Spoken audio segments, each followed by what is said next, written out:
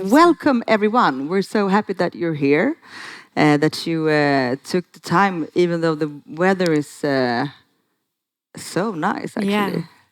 Amazing. Yeah. And hello, Viviane, I Thank should you. say. Yesterday, I met your mother here briefly, and we talked. And I asked her, of course, like the most basic question, what are your favorite work from Viviane? Can you tell me something? What's the best picture Viviane made? And then she just looked at me and she said, Viv. I call her Viv. Oh, that's sweet. No, Yeah. that was a strong moment. Yeah. I'm going to call you Viviane. Yeah. Maybe later I will switch to Viv. Let's see. You're welcome. The exhibition is now open and it's up. Congratulations. Thank you. First, I want to ask you what it's been like to put together 30 years of your work life. Exhausting. No, it was actually very nice to do that and to take the time to look back. The only thing was that my plan was to go into the archive and look at all the work from the very start, and also at the same time edit everything and just throw away all the trash, because of course in 33 years there's also a lot of shit that you make, and I wanted to get rid of that. Like cleaning your closet. Yeah, cleaning up my closets. But that didn't happen because it was so much and it was such an exhausting undertaking. So in the end, I had to just cherry pick the works or images that I liked the best, and didn't have time to really go through everything thoroughly, because the whole idea of editing your own work is quite difficult, because what do you keep? What do you throw away? And the things that I found important or beautiful, whatever, when I was younger, are not the same things that I like now. But still, I think, one day I won't be here anymore, and I don't want my son to have this enormous burden of all that work. And also, I'm the one who can best decide what is good and what is not.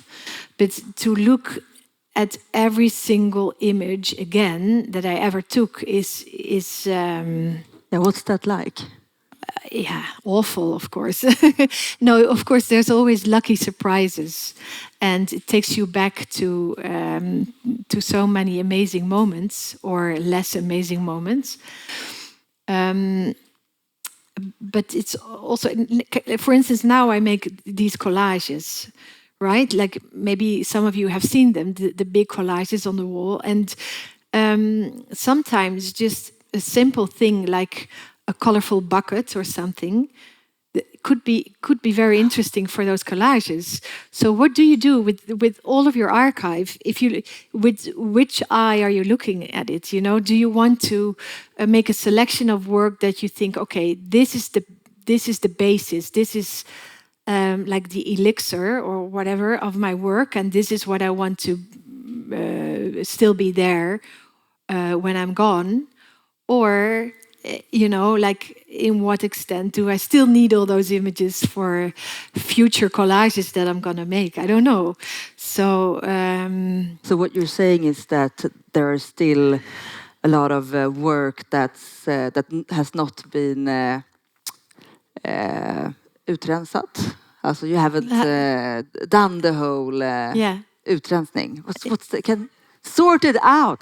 Sort it out. Yeah, maybe I will need some help. There's still, English, because I always want to go forward. It's always so exciting to go, to the next project, and that excites me enormously, because I'm very curious and I'm impatient. So I want to go forward, and there's this huge amount of, I don't know what is all back there. The backpack with all the but now my assistant says you have to edit, because also for I have this how do you call it, like my own personal cloud, I guess. Uh, and it's full, you know. So now I can relate to that, not yeah. even having any photographs in there. Yeah. But it's in a way good news for all of us, your fans, that there are more work and maybe there could be more exhibitions later on, maybe. I don't know. I don't know. Who knows? It's also like, you know, a photography historian will look very different at the pictures. Like maybe some of these pictures could be interesting in 30 years' time because they say something about the times that we live in now. But I mean, I cannot decide about that. I don't know. That actually leads me to my next question, what you said there, because I don't know if you have, if you like YouTube. I love YouTube, and there's a lot of very good interviews with Viviane, so many, and talks, and you say so much good things. And one of the things that I got really fascinated hearing you talk about was that you talked about photographic pictures. When you were young, you discovered that photographic pictures can be portals. Yes. You remember this? Yeah. Can you explain what you meant? Yeah. Well, when I was young, I would, when I was bored, I would often just go and sit on the couch and take our old family albums, photo albums, on my lap and look at them. And I mean, maybe we come back to that later, but I lived in Kenya in my very early childhood. So, and I often had this kind of longing for that time and place that I couldn't access anymore because I was on the other side of the world, basically. And so, of course, pictures, your own family pictures, kind of bring you back in time and place. But also portals in the sense of I've always been intrigued by photography. I think it's really like one of the most, maybe even the most magical mediums. How do you say that? Yeah, like medium, magical medium. When I was young and grew up, there was no internet, so there was not this kind of overkill in images. So I was always hungry for images and photography because it would transport me as a kind of a portal to places and people that I didn't know. Do you remember any specific photographs that worked? No, not really a photograph, but I remember, for instance, my aunt, she would buy these glossy magazines like Vogue or something. And if she finished them, she gave them to me. And back in the 80s, there were these fantastic photo or fashion reportages of women in exotic places. I don't know, on the Trans-Siberian Express or in China or wherever. And it felt something like a world that was absolutely inaccessible, but also as a young girl made me dream. And then at some point, I remember that I went to art school and I discovered the work of many different photographers. And then, if you look at the work of Martin Parr, for instance, suddenly you were just immersed by his in this world of England, kind of middle class. And it's just amazing. Or I discovered Joel Peter Witkin. I don't know if you guys know him, but black and white photography, which was kind of haunting and scary in a way. And I thought, wow, there's actually places and people that kind of are involved in this kind of really dark space. And it's just, I don't know, it opened so many doors. It almost sounds to me, I associate with the fairy tale of Alice in Wonderland. Opening a door and falling down somewhere, just looking at the photo. But do you think today, when we have so many more pictures, is the portal theory still working? I'm afraid it's really in decline. Okay. Yeah. Bad news. Because bad news, yeah. In the same clip, in the same interview that I saw on YouTube a couple of nights ago, then you completely turn around. First you talk about the photographic picture being a portal, and then suddenly you say, no, but it's also a mirror. Yeah. I So think in it's portals also- and mirrors, because portals and mirrors. Yeah. First, I wanted to call the book and the exhibition Portals and Mirrors, but then I realized that I already had made a book which is called Hot Mirror. So I thought it's too similar. But in what way is a photograph a mirror? Well, in the sense that I think we always bring our own background, our own upbringing, our our reference into how we look at pictures. Like I can make a picture and it can have so many different meanings. It will have a certain meaning for me, but then for you it might spark so many different thoughts or emotions or memories, or like I pretty early on I kind of discovered that there's no way that you can make a work or a work of art or photographs that everybody likes, and that's also not the goal. When did you discover that? Oh, I think pretty quickly on in art school, because that's what you learn in art school, basically, that there's not such a thing as good and bad, or ugly and beautiful, but that it's just that it is also in the eye of the beholder. And I think I often try in my pictures to make images that are kind of universal, that kind are kind of archetypal almost, and so I hope that more people can kind of relate to it in a different way, because it's a bit more distant, because it's a bit more abstract, and the abstraction helps to to make that image that you can interpret that image in many different ways. I would say that one of your abstractions would be how you treat the human body in front of the camera. Yeah. It's often said about your work that you use bodies as sculptures. And you started to experiment with this also pretty early. I'm looking for. I want you to tell the story of how you first started to experiment in front of the mirror. Oh yeah. With your own body. Yeah, I think I was like a very young teenager, like 12 or 13. I can't remember exactly, but I had this mirror in my room, and I really clearly remember that I was standing in front of the mirror, and that I was looking at the mirror and at myself, and that I was just trying to like make really different, like crazy shapes with my arms, or just like with my body.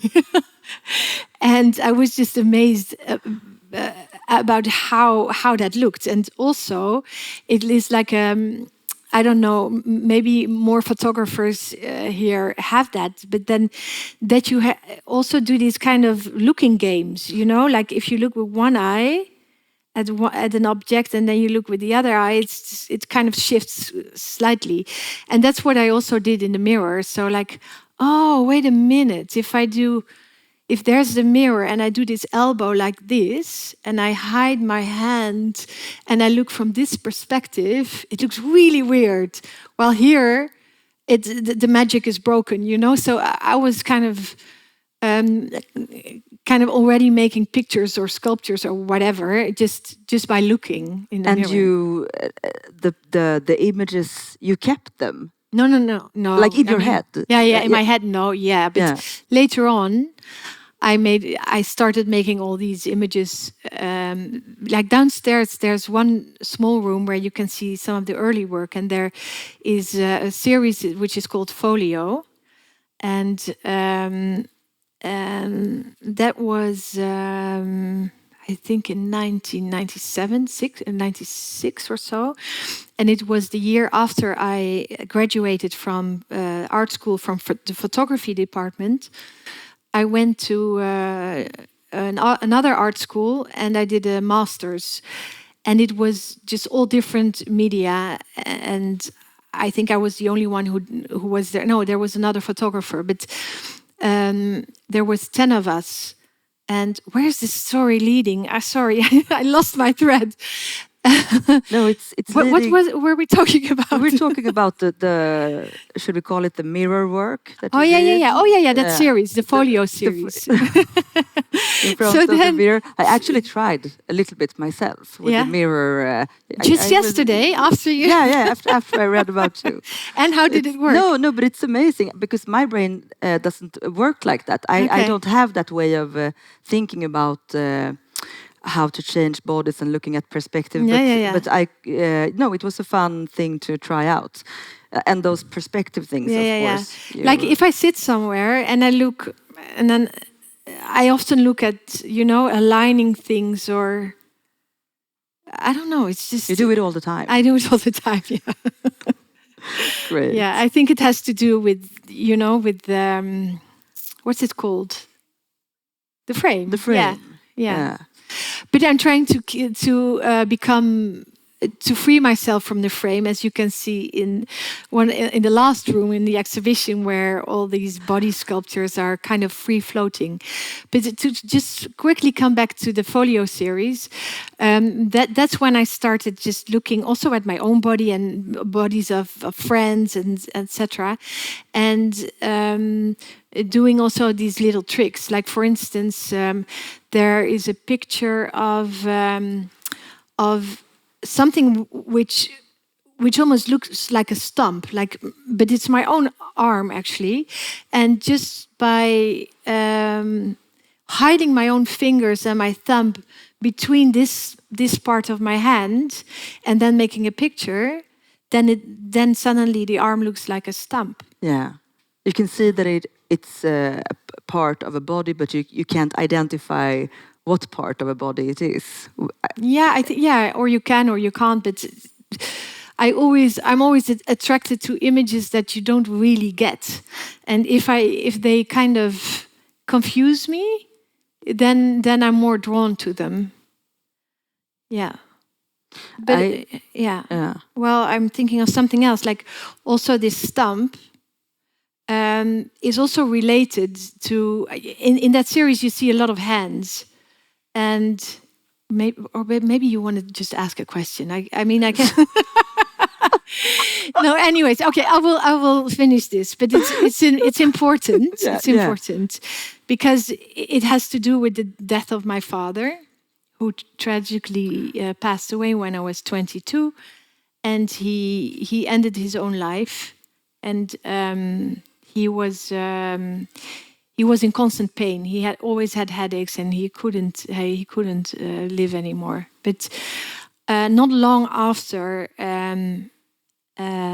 he died, at some point I had a dream, and the dream was that I was walking on a field, like a park, or maybe it was a football field. I can't remember. And it was early morning, and the grass was still wet. And I was walking there, and suddenly I see a hand lying down in the grass. And then I see that hand, and I lean over to pick it up. And then at that moment, I realized that I was missing my own hand. And I had a stump, and I couldn't pick up the hand. And of course, was a very symbolical dream, because in a way, when my dad died, I kind of lost my right hand, In the end, I picked it up with my left hand, I think, and brought it somewhere. But that's something that goes through the whole exhibition, or the way you work with your own dreams, that you get inspiration from? I mean, that has continued, right, throughout your whole body of work. That you take your dreams seriously and you make them into art. Not too serious. No, but seriously meaning working with them. I think when I was young, I definitely was dreaming all the time. Like in all my school reports, it always says like that I was a dreamer. You dream more than others. No, I don't think so. I don't know. No, I don't know. But sometimes I would wake up and then with an image in my head, and I would make a small sketch, and then later on, especially with the series that I did in Africa, that series, back at that time, like many of those images came from dreams. But when I was young, I often had the feeling that my life at night was equally important as my life during the daytime. That I didn't see really like such a difference between my nightlife and daylife. Yeah. But I think my pictures also kind of. I think it's very important to me to work in a very intuitive way. So the subconscious or unconscious is very important. Like I said before, I talked with your mother, but it was not a long conversation. It was pretty quick because I had to leave. But she, and I asked that question, what picture is your favorite? And then she said, no, I have too many favorites. I cannot choose one. It's impossible. But then she said, but I can tell you a story. And so she told me a story. Do you want to hear it? Uh-oh, I'm not sure I want to hear it. Do you want to hear it? No, it has to do with Viviane's creativity and how... an early story from your creativity, and for me, investigating you, this was in some ways a key to dig deeper into your work. So the story goes, Viviane, you went to fashion school. Oh yeah. You wanted to be a fashion designer. Yeah. At first, First you were a model, right? No, a little bit. No, first you were a fashion designer, and then you became modeling a little bit. I was never a fashion designer. I went to art school. Yeah, art school. And I chose fashion, because I thought I wanted to become a famous fashion designer. Yeah, that sounds nice. But then one day, Viviane came home. You came home to your mother, and you said, "I want to switch. I don't want to work with fashion. I want to be a photographer." Yeah. And your mother, she said that she was a bit skeptical. Yeah. She was like, "Really? Now you've been in this education. You should continue." But then you pushed it. You were like, "No, it's photography. Yeah. I have to switch schools." Yeah. And so she told me she made a phone call to a photo school in Utrecht. Is that how you say it? Utrecht. Utrecht. Yes. Yeah. Utrecht. And they said, okay, you can come here and show your work, from what I understand. And you and your mother, you went there to the school. Yeah. And they looked at all your pictures. And if I recall the story right, you got accepted right away. And then when you left the room, you and your mother and these other representatives from the school, your mother, she said herself, I said a dumb commentary about the meeting. She said, like, no, but she's not really good technically. Yeah.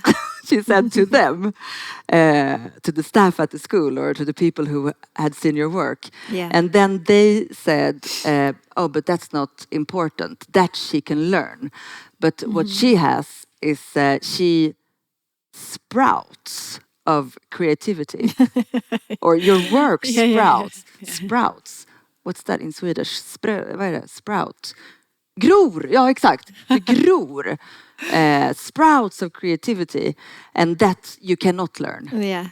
That was, to me, that story explains something of this creative force that I get in contact with, looking at your... I'm still not technical, though. Tell me more about that. Well, I know what I need to know for the kind of pictures that I like to make. But I'm afraid to. I mean, this is a confession, but I mean, I really need my assistants next to me for loading my images in the computer, and I'm miserable. Um, yeah, I mean, I think I can probably set up a lamp, but that's about it. I don't even know what camera I use. Now I do, but not like the exact type or whatever.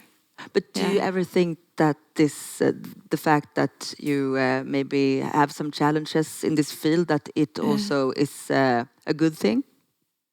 I don't know. I don't know. I think I'm quite, like I said before, I'm quite impatient. So I don't have the patience for light to set up like difficult light situations, but I also don't like it, in the sense that the moment that you put more than one light source on an object or a person or whatever, it easily becomes very kind of studio, and then I don't trust the image anymore. So I like to have this kind of directness in the light. So I like daylight. I like sunlight is just the best light for me, at least. And then if I work in studio, I often just use one light, because it should not be too complicated, because then it kind of leans towards reclamefotografie, advertising, which I don't like so much. Maybe it's also because, when I was young and in art school, and this was the mid-90s, and it was really the time of grunge, and this kind of snapshot photography, and kind of this kind of rawness to it. And I mean, I wouldn't say my work is very raw and immediate and documentary, but it did start more in that realm. So I'm kind of wary of making images that are too done, or too romantic, or too, I don't know. And speaking about natural light, this leads into that you are an artist who works on 2 different continents now. Yeah. Europe and Africa. And we have touched it, but I want to go back, because you were only 2 years old when you and your family moved to Kenya. And the early life there then became somewhat of a blueprint in you, from what I understand. It has had a huge impact on your work. Yeah. I've read.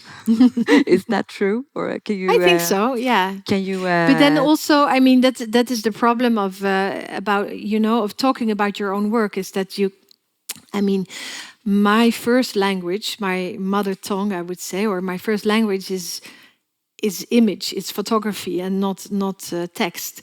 And I always find it pretty difficult to talk about my work. So also because, I mean, it might not seem that way, and of course there's different sides of my personality, but I'm quite shy.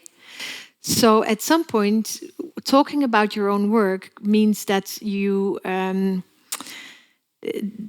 of repeat the same stories.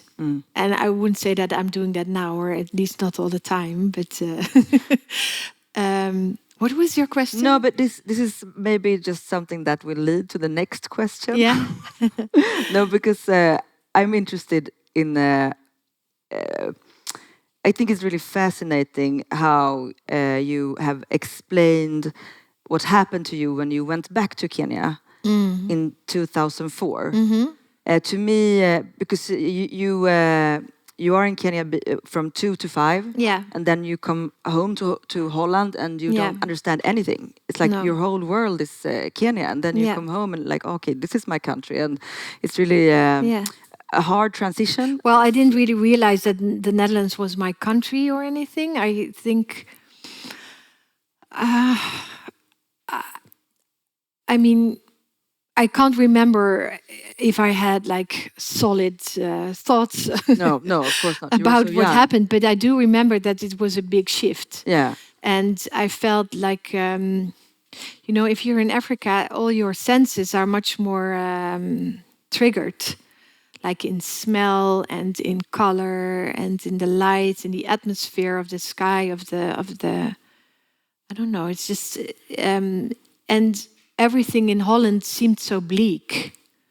But it was also amazing. I remember landing at the Schiphol airport and seeing all the lights below us on the city, ground. And I really thought with my 5-year-old head that the stars, because in Africa it was always very dark because we lived in a small village in the 1970s, so there was hardly any electricity.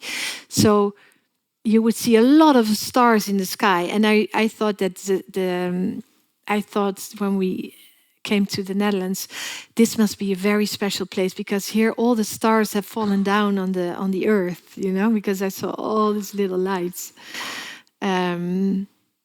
And I remember also how smooth the tarmac, the road was when we drove. But so I thought, wow, this must be such a special place. But then pretty quickly afterwards, I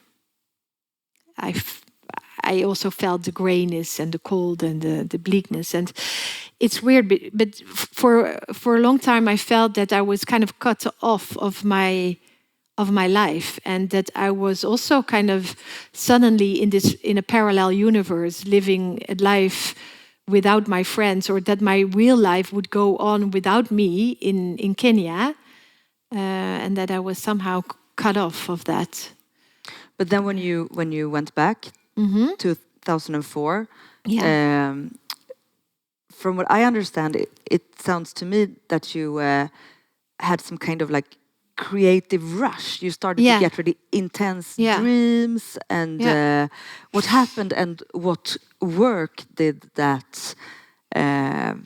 Well, some of this work actually.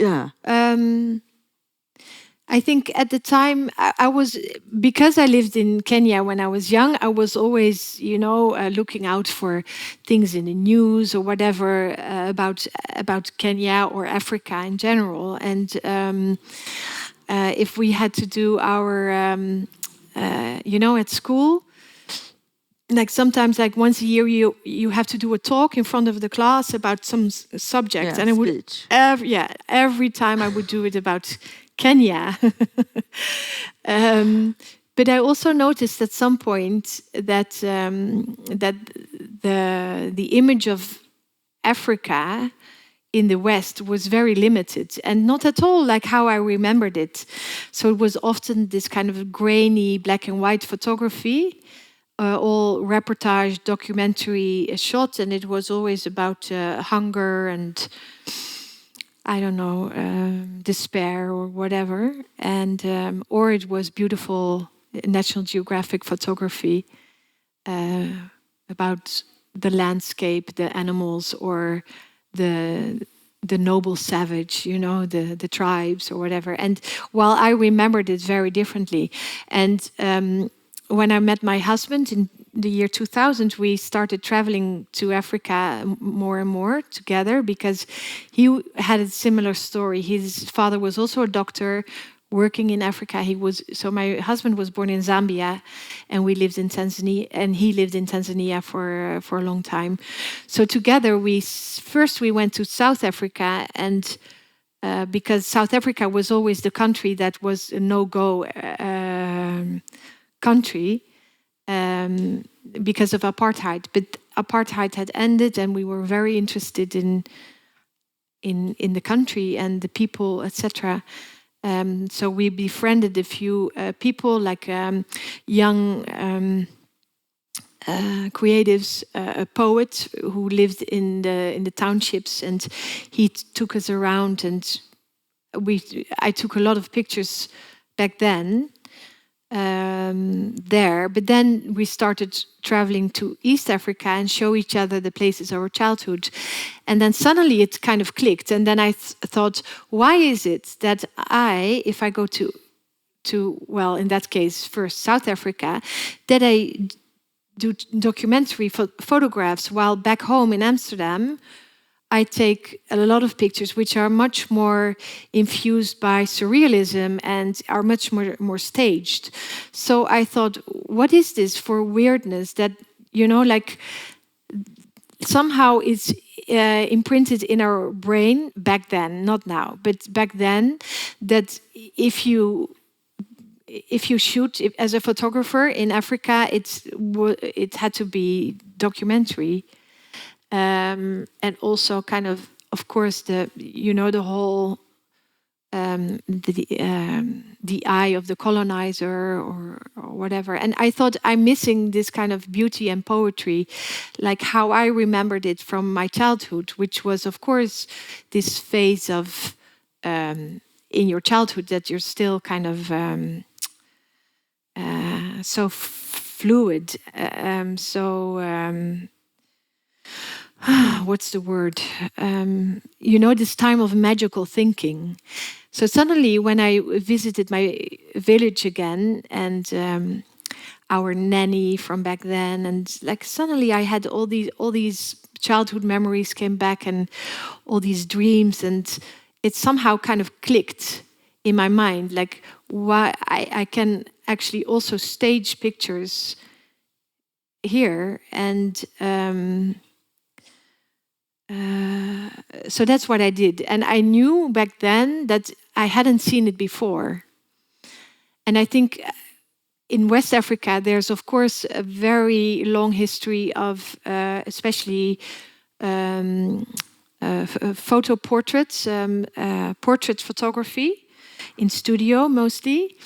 And of course, there has been so much photography of people coming from the West, the colonizer, that kind of view on Africa. But I wanted to add something else, something which was like a mix of modern and also my own memories, etc. So I really felt back then that I had found like something that I felt was truly my own.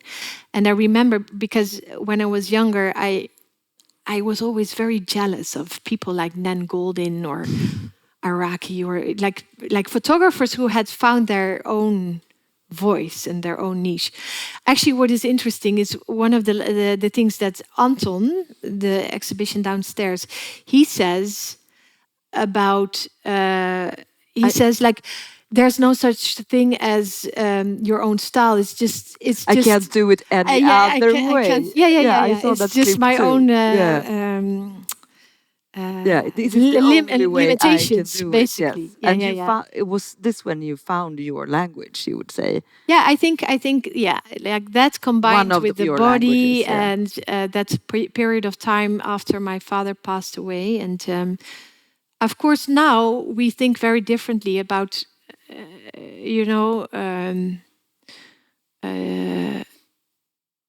cultural appropriation and representation of the black skin, and I think I wouldn't make the same pictures now. And back then I was still pretty young and unexperienced, but I still stand behind the work because I know that I made it in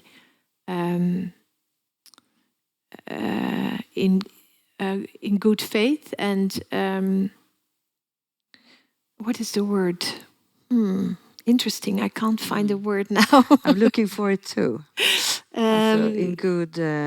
No, that you look at yourself in the mirror at the end of the day, and you know that that you guard your own integrity. And I know with these pictures that I made, it was like friends or family or friends that I met, people that I knew in Kenya, but also in other places where I went afterwards.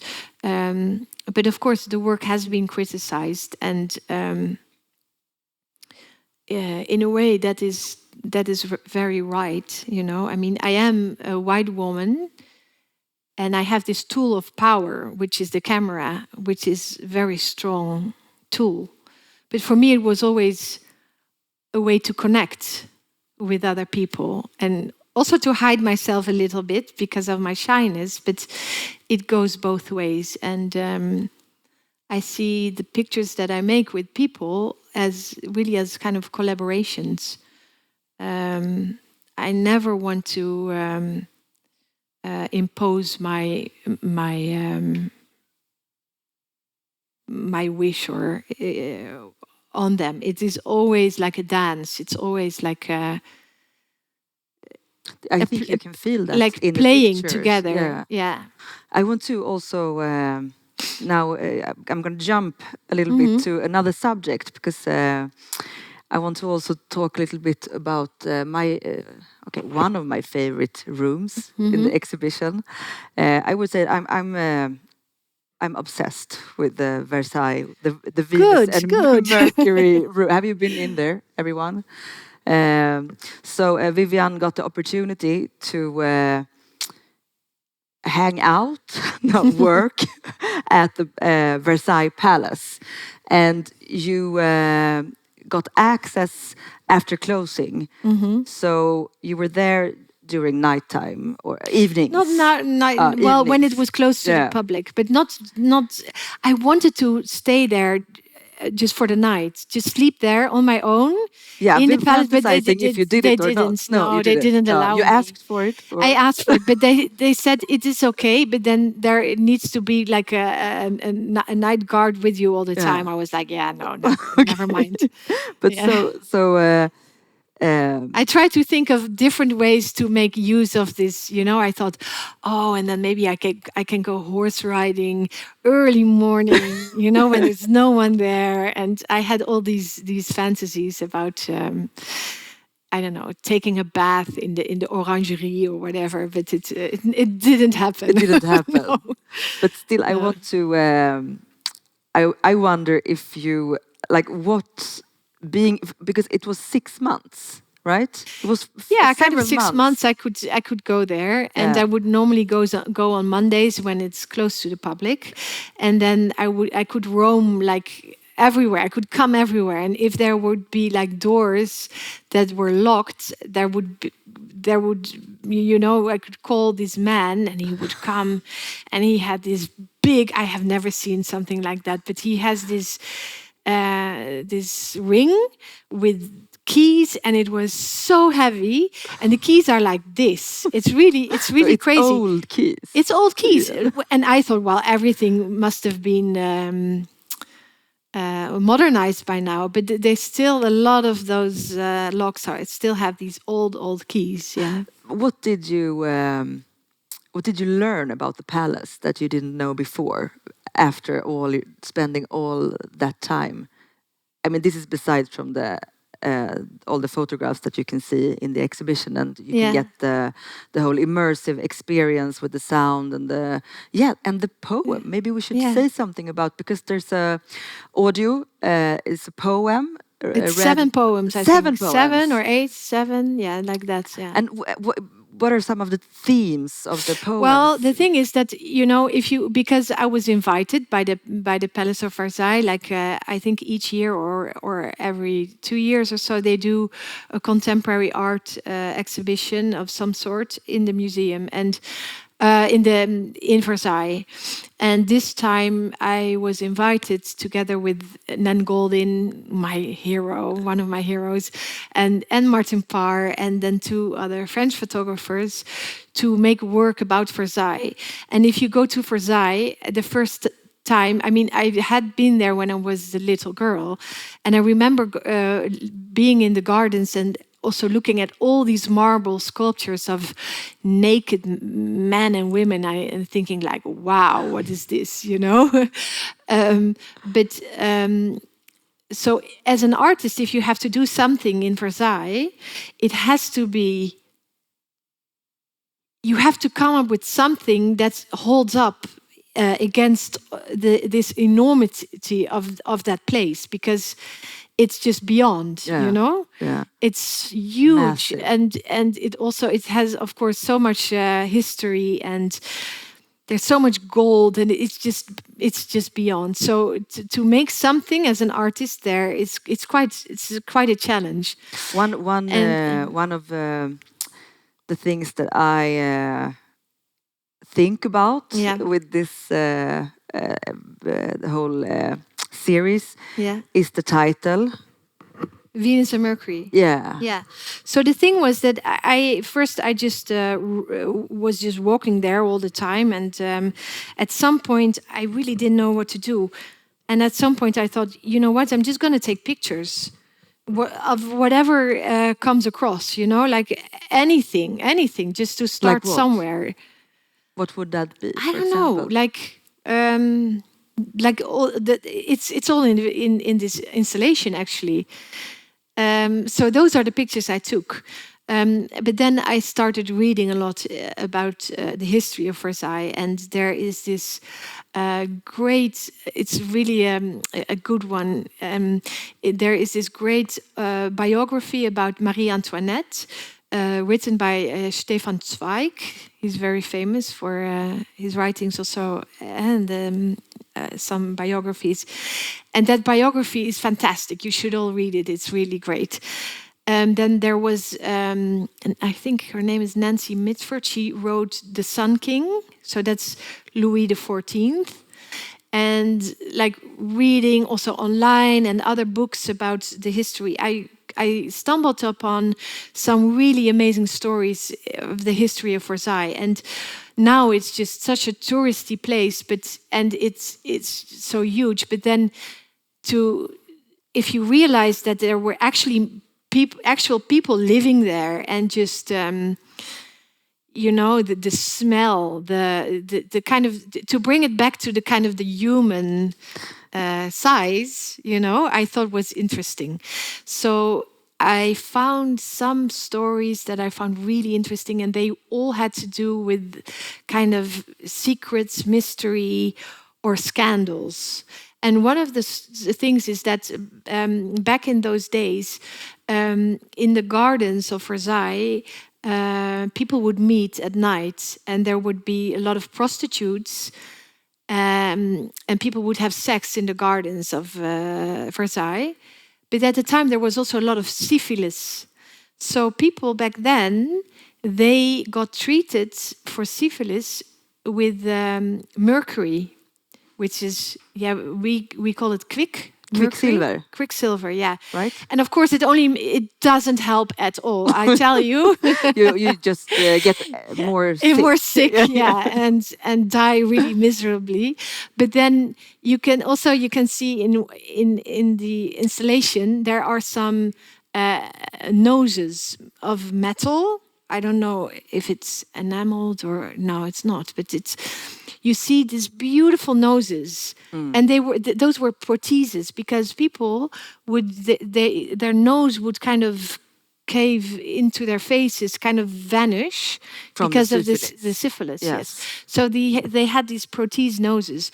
So most of the pictures were taken in Versailles, but some pictures, because I was so intrigued by those noses, I went to London to the Wellcome Trust and to another museum, and I was able, because they had them, I was able to photograph those noses. And it's just insane that people actually wore them. I don't know how, but and those noses survived. So you can hear that also in one of the poems. Wasn't it something with the title Venus and Oh yeah, Mercury? yeah. A night with Venus, a lifetime with Mercury.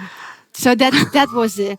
Thank you for reminding me, because that's the whole clue of the story. Yeah. And also I was able to photograph the real letters of Marie Antoinette that she wrote to her secret lover, Count von Fersen, who is a Swede. Swedish, right? Swedish. Yeah. New TV series coming up soon, I think.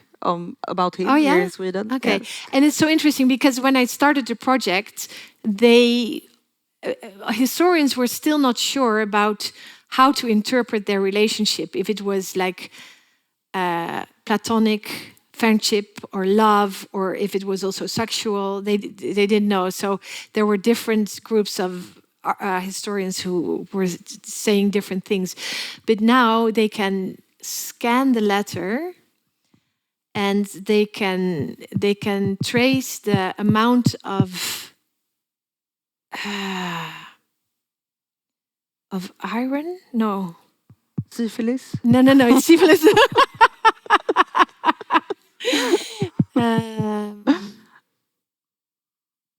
well, in the ink, there The is amount like a of, residue. Yeah, and so they can. So because a lot of the sentences which were the most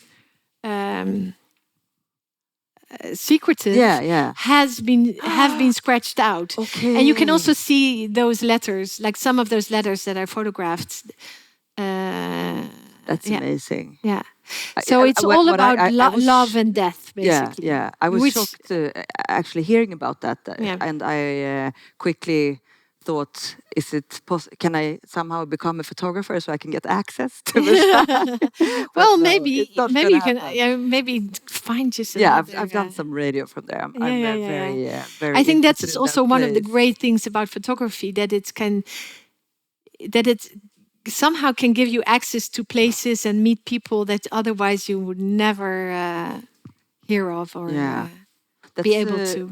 I have, of course, not even started with all my questions, but Yeah. time flies like always when you're having fun, when it's Are we having interesting. fun? Yes, are we having fun? And I think we maybe should let in the audience, being you. If someone has, Oh, this is if always my favorite part, because then we ask, are there any questions? And then everybody is silent. yeah. Yeah. But then I can pop some more questions from my Yeah, maybe. No, but are there anyone who have a question or so in here? There's one. Yes. Oh, wait, just wait for the mic. I just wanted to ask you how much you are involved in the post-production. Oh, that's boring. No. Yeah, I always want to go, like just go forward with the next project.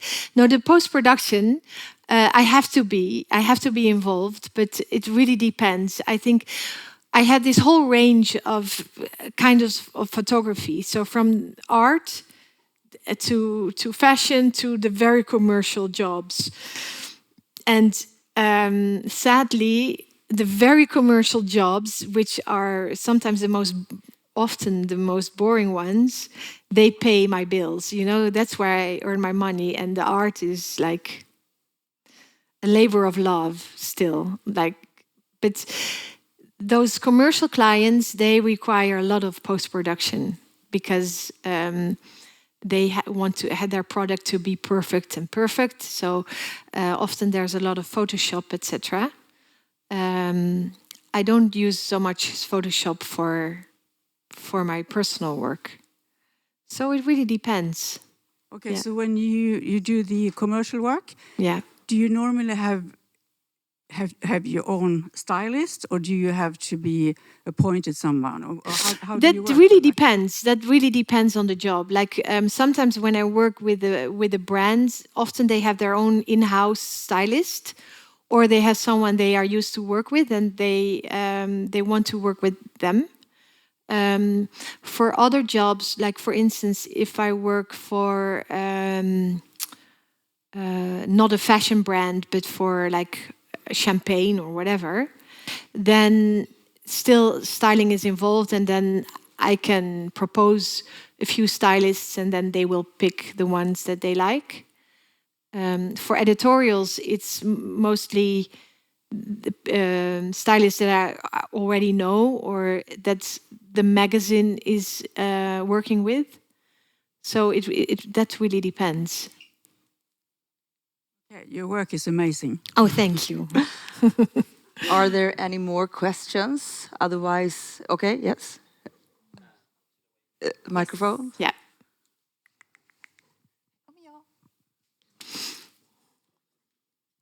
Thank you. I feel you touched on it, but it would be interesting to hear more about how you collaborate with the people in front of the camera, because I guess it's quite different than the mirror where you have Yeah, the hand, control. your own hand, yeah. Yeah. Well, I think I'm not the kind of photographer who wants to push things.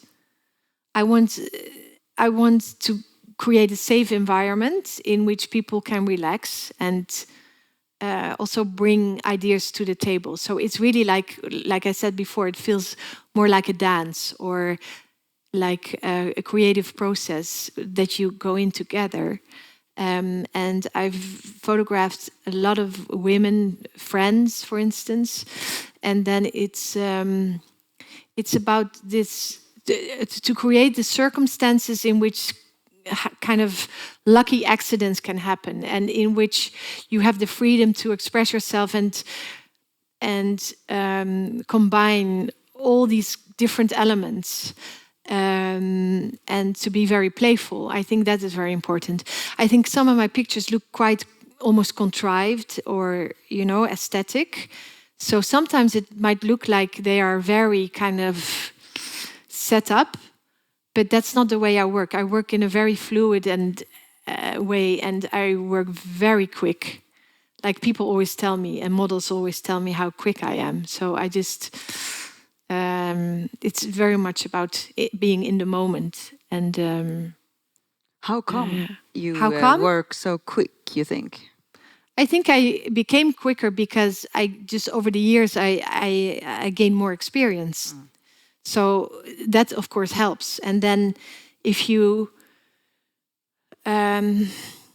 over the years you build up experience, you somehow know that you can tap into that and get into this flow. So now I never like, of course, things beforehand, depending on the project, have to be arranged beforehand, like the pre-production. But often I go to the studio having no clue whatsoever what I'm going to do. And then I'll just see what is there and what inspires me in the moment. And then... And do you think? And then we just play. It also shows in your expression that you work fast somehow, or like I don't know if have people... you tried working slowly? No, see a difference? No, I don't have the patience. That's the thing also with film. I love film, but I'm not good at the narrative because I like a certain abstraction in my work and not to tell the story. And two, I think film is so slow because, if I photograph, I see something here, I see the light is going there, and I see like, oh, what if I take this flower and then this person, and I often someone will come, like an assistant will come and want to set this thing up on a tripod and fix it. And then I'm like, no, just hold it, because I don't have the patience to wait for it. And then if this doesn't work, by now I know that if it doesn't work, I'm not gonna keep on trying, but then I'm just gonna take everything and I'm like, okay, let's go there. Let's go do something there. And with film, that is all much more complicated because you have this team and it all takes time, more time, yeah. If there are no more questions, maybe... one more. Sorry, guys. Almost. You mentioned you're trying to avoid the perfect image. Yes. How do you introduce that imperfection, or how do you avoid perfection? Well, I don't know. I think over the years, that's one of the downsides of becoming experienced, that you know quite well how to take a good picture, or like a picture which is aesthetic, or so that's also a trap, I would say. So by now I feel I want to make less perfect pictures. But I don't know exactly how to go back. But I think this is a very interesting time that we live in, with AI coming up, etc. So I do feel that I might be more attracted to the analog again, and to this kind of truthfulness, and to not so much all the fashion and all the ideas, like in my work, there's a lot of ideas. There's a lot of I feel that sometimes there's too much circus. So I would like to go back to basics a bit more and kind of explore the imperfection, but I don't know how. We'll see. Yeah. One more question down there. Hello. Hi. I would like to ask you if you develop any method on approaching your dreams and unconscious, any personal method. Personal methods. Yeah, on how to approach this part of you. Oh, God. I think I would say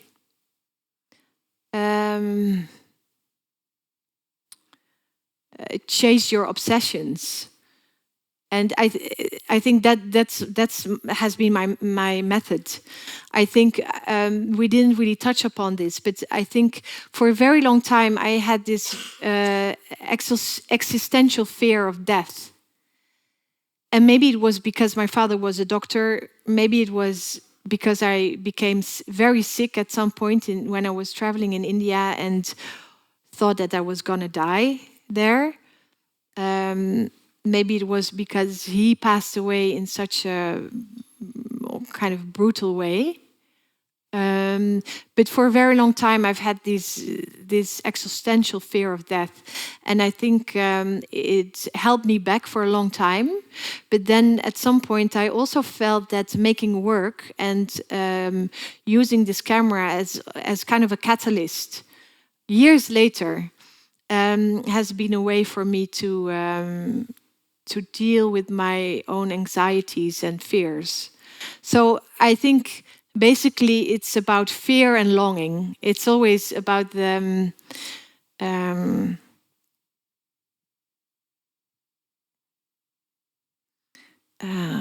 to find a balance between the opposites.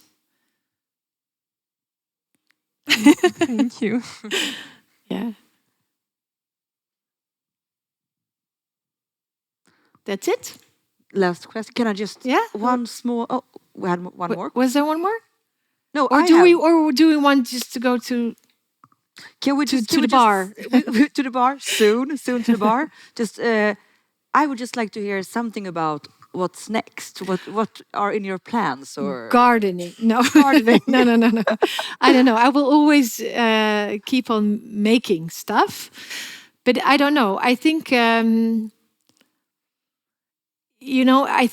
I think Clotilde, it's all your fault and Simon's fault. I mean, Clotilde was the curator of this exhibition when we first made it at the MAP, and actually Simon Baker, the director of the MAP, was the one who said like, let's do a retrospective.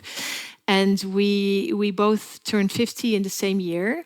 And now here I am. I did this retrospective and now I have no clue. I think I still need to deal with all of that, the whole archive, and clean that up and just throw away all like so much stuff. So I come out lighter. That's the idea. And what I'm going to do next, I have no idea. Yeah, I don't know. Sounds great.